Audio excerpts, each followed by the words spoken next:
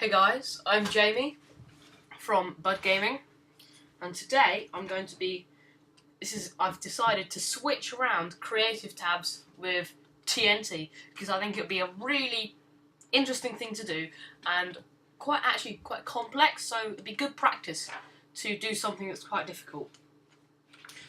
There are two parts in making the TNT. One is the entity. So when the TNT's been lit, one is the entity. So the thing that the TNT, when it lights, that's the entity. And then after that, we're going to make the block. Okay. So we shall start with making a new class. Now the class is going to be called Entity Bud TN. Entity duck TNT. Now what it's going to do is just going to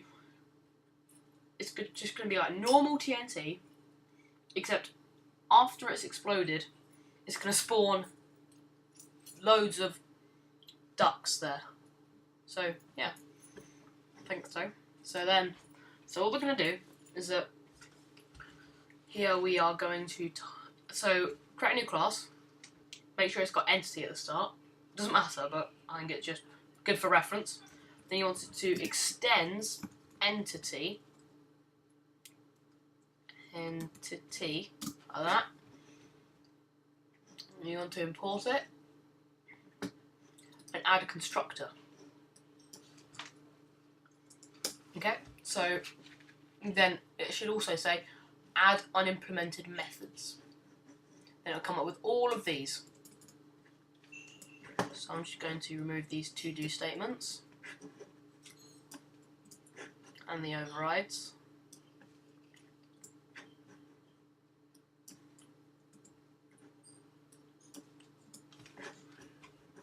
So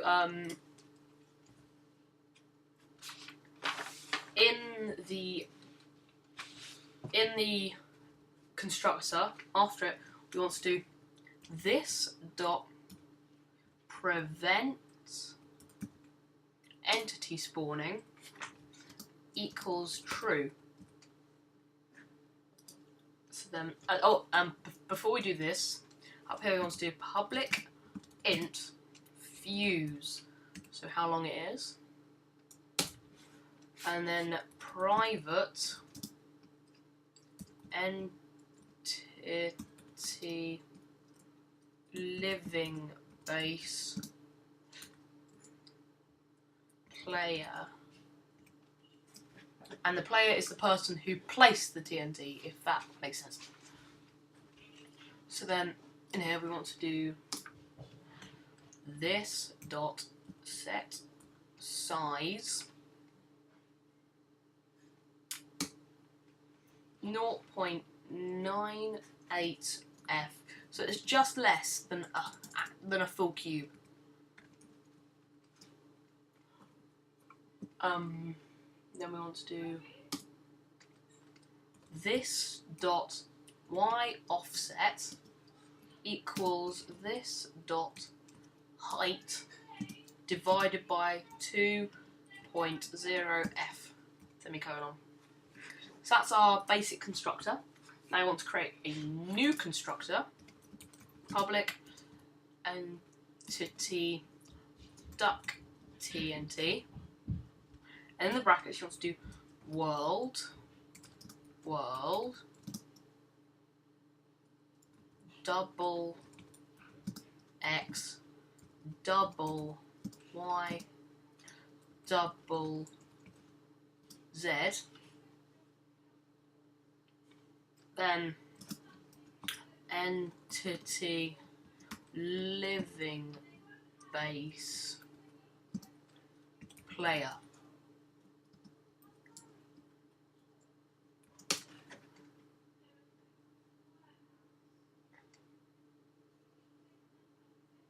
You want to do this world semicolon. Then after that you want to do this dot set position X, Y, Z. Then you want to do float F equals float. Sorry if I'm talking a bit slow. It's I'm copying off my notes. It's quite a lot of code, so I need notes. Math.random times math.pi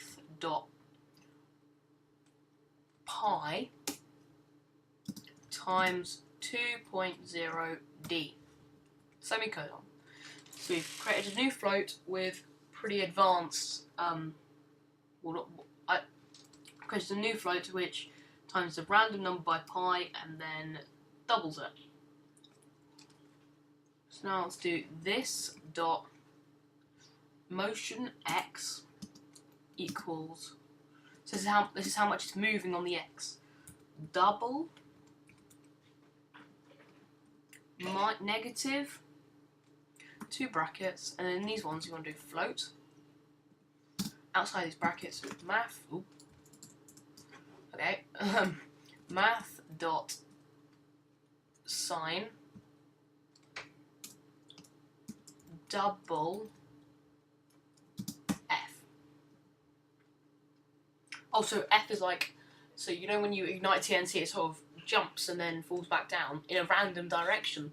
That's what the F is. That's so it like jumps up and lands in another random direction.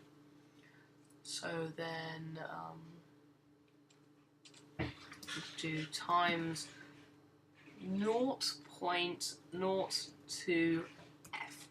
So it's now minimized all of it. And you want to do it exactly the same for the motion Z, and then this dot motion Y is going to equal, oh god, long number. I'll put it in as an annotation on the screen. It will be 0.000000029802322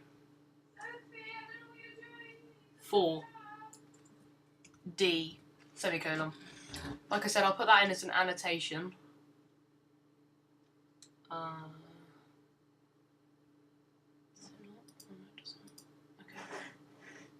So this method doesn't. Oh yeah, that was just an error saying it has to have this method, even though it doesn't do anything. Yeah. Now here we want to put the fuse. Now dot fuse equals actual TNT, the fuse is 80. So I'm actually going to put the fuse at 40. So it blows up in half the time. Now after this I'm going to put this dot previous position x equals x. This dot previous position y equals y. This dot previous position z equals z. Then we need to do this dot player equals player. So we have now assigned everything. So, what now? Okay. Inside the read entity from NBT tag, from NBT, so what that does is it accesses the files, and so what it does is actually write NBT first because it'll make more sense. Write NBT, it wants to do NBT tag compound. So this variable up here equals no, not equals, compound dot set byte. So now we want to type in, so the string of the name is fuse. So then, and then the variable is byte. So you want to cast it as a byte, and then type this dot fuse. There we are. So that's when you ignite the TNT, or any time that it changes, it writes to the MBT tags saying that this is the fuse, it's changed. So then now we're going to read it. So say you quit the game while it's ignited and hasn't exploded yet. It will save it, and then you can join back in, and it will know what stage it's at. So let's do this dot fuse equals NBT tag compound dot get, not let, dot get byte, and the name of it is fuse. Okay, so that are those two methods done. Entity in it, nothing goes in there. And the rest of it is just methods that we haven't got yet. Right, okay. Okay, so after this method, we want to do public float get shadow size return 0.0f. And then here we want to do at side only side dot client. Let's import these. Okay, so after that we also want to do another method, public entity living base get TNT get duck TNT placed by return this dot player. Okay, now that is right. So now we get to the interesting part. So I'm going to put this all before here, and I'm going to type in private void explode. Now this is the interesting part. Here we want to do float size equals. Now, how big should the explosion crater be? So I'm going to do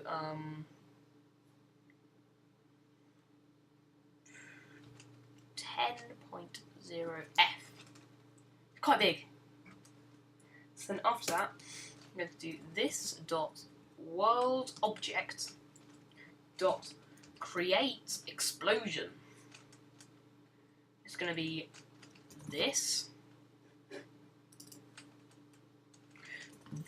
dot pos x, this dot pos y,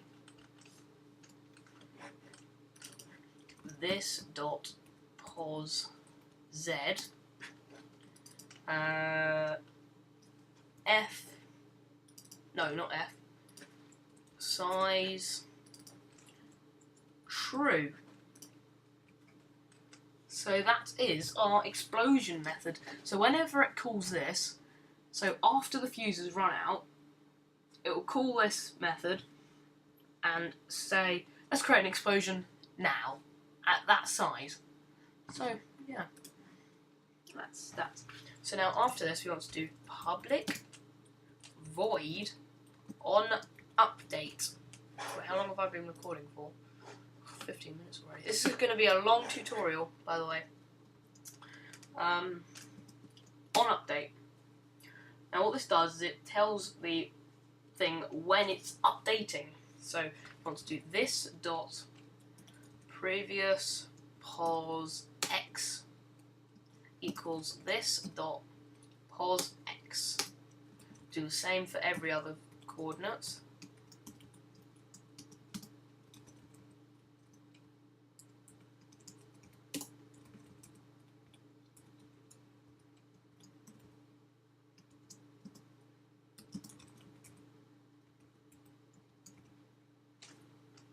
Okay, so now we want to do this dot motion y equals another, oh no, not equals,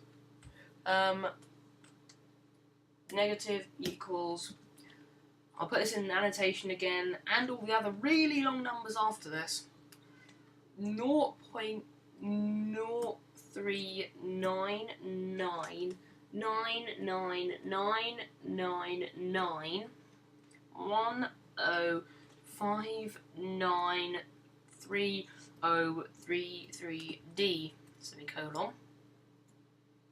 Then we want to do this dot move entity, this dot motion x, this dot motion y, this dot motion motion z. And after that, you want to do change the motion, all of these. So actually pretty handy because all the numbers are exactly the same. They're long, but they're all exactly the same for the next few ones. 0.000001907348663 double semicolon. So I'm actually just going to copy that number. This dot motion y times or equal to number. This dot motion z times equal to that number. Right, so that's the first stage of this. Now I want to do if this dot on ground, so if it's on the ground, if it's not falling anywhere, this dot, well not this dot motion x times equal to 0.69999988079071D semicolon. And then the same for the motion z, times or equal to that same number. I'm just gonna copy that, paste that, and then this dot motion y is times or equal to negative 0.5 f d. So then after this we want to do if this dot fuse negative minus minus smaller than or equal to 0, and we want to do this dot set dead, and then we want to do if it's not remote,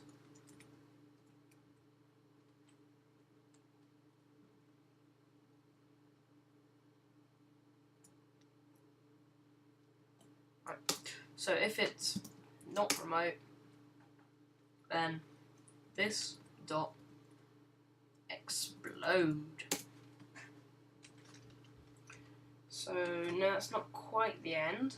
After, if this dot fused, you want to do else this dot world object dot spawn particle. So it's like smoke. Smoke. No surprise. And these ones are the location. POSX. It's a lot of code in this, and I probably will upload the source code for this. Put it in the description. Actually, not in the description. I'll put it on a GitHub or whatever. And then we want to do the Y must be plus 0.5D. FD. So it's half a block above the block. So then we want to do 0.0D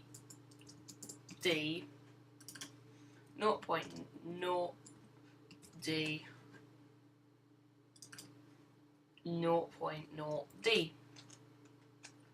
So yeah, that creates smoke. And I believe, oh no, it's not quite the whole class. So after the private void explode, you want to do protected boolean can trigger walking,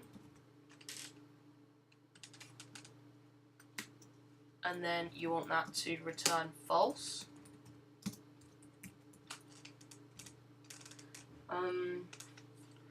Then after that you want to do a public boolean can be collided with return this dot set dead. So if it's not dead, then you can't collide with it.